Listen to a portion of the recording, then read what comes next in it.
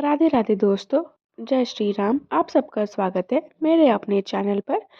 आज इस वीडियो में मैं आप सबको पशुवती व्रत के बारे में बताऊंगी, जो कि कुछ बहुत ही महत्वपूर्ण नियम है। अगर आप सब ये व्रत उठाना चाहते हैं तो इन सब नियमों का ज़रूर ध्यान दीजिएगा दोस्तों।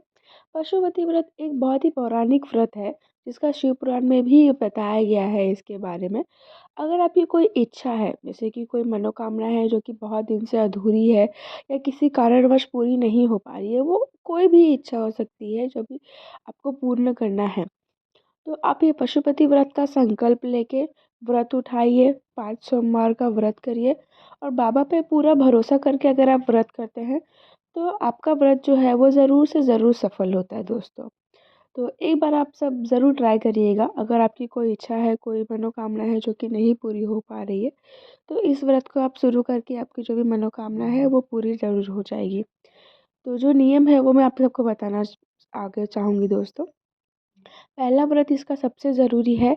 सबसे पहले आप सुबह उठ के स्नान करके साफ़ सुथरे कपड़े पहनकर अपनी एक पूजा की थाली आप तैयार कर लीजिए।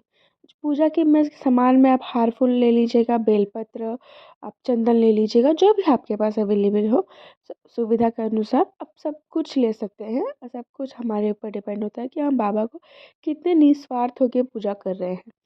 तो जो पूजा की थाली होगी दोस्तों, वो सुबह और शाम की एक ही थाली होगी। तब वही थाली लीजिएगा जिसको आपको चेंज ना करना पड़े शाम को या सुबह।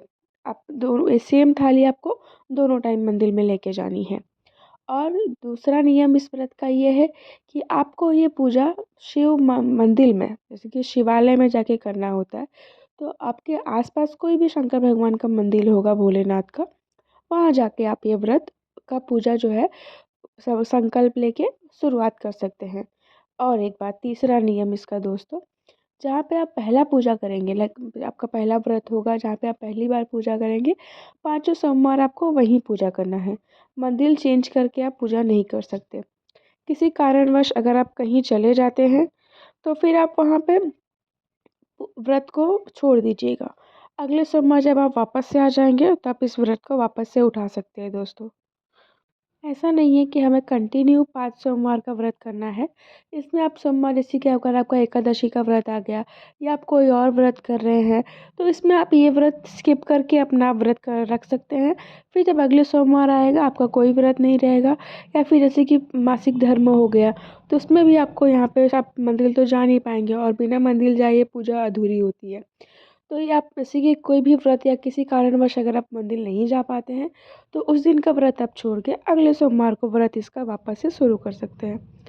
तीसरा इसका नियम है दोस्तों, सुबह आपको जब पूजा करना है, शाम के टाइम पे जब पूजा होगा, जिसमें आपको घर से 6 दिए लेके जाने हैं और भगवान जी के लिए कुछ भोग प्रसाद बना के, मीठे का भोग बना के लेके जाना होता है। प्रसाद के चौथे नियम दोस्तों, प्रसाद के 3 भाग करने होते हैं हमें बराबर बराबर। 2 भाग जो होते हैं वो भोलेनाथ के मंदिर में ही हमें छोड़ के आने होते हैं। एक हिस्सा जो होता है वो हमें लेके आना होता है। और उसके बाद जो हम 6 दिए लेके गए हैं, 5 6 दिए हमें अपने थाली में से निकाल के नीचे रखना है भगवान जी के पास। और जिसमें से 5 दिया जो है हमें प्रज्वलित करना है। छठा दिया हमें उठा के पूजा होने के बाद, छठा दिया और हमारा प्रसाद दोनों उठा के हमें अपनी थाली में वापस से रख लेना है।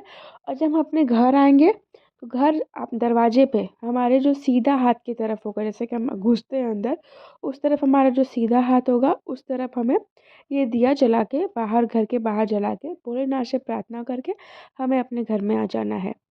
उसके बाद दोस्तों, घर पे आने के बाद आप भोजन करने के बाद, जैसे कि भोजन करना आपको शाम के टाइम, इस व्रत में आप शुद्ध शाकाहारी भोजन कर सकते हैं। तो जो आपने प्रसाद बनाया है, सबसे पहले आपको वो प्रसाद ग्रहण करना है। उसके बाद आप सात्विक भोजन जो है वो ग्रहण कर सकते हैं दोस्तों।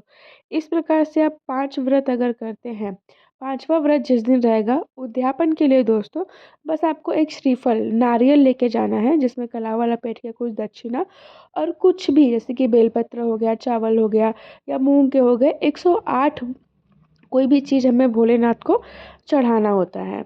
उस नारियल, श्रीफल और 108 आप कोई भी चीज़ लेके चढ़ा के ही आपका व्रत का उद्यापन हो जाता है दोस्तों।